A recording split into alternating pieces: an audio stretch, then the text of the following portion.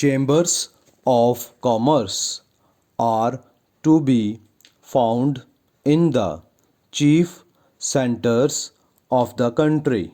Stop. They take in hand the collection of information for both importers and exporters, and they gather in their files wonderful facts and figures dealing with matters of importance to their members.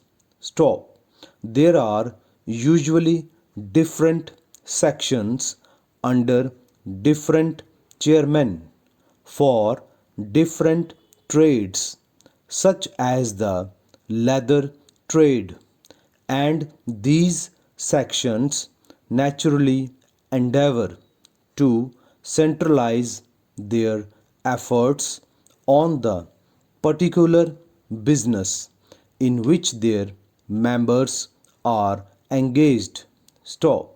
The chambers keep a watchful eye upon legislators so as to enter an early protest against any legislation likely to hinder international trade. Stop. One chamber took the rather unusual course of acting as trustees for debenture holders of property in a foreign country. Stop.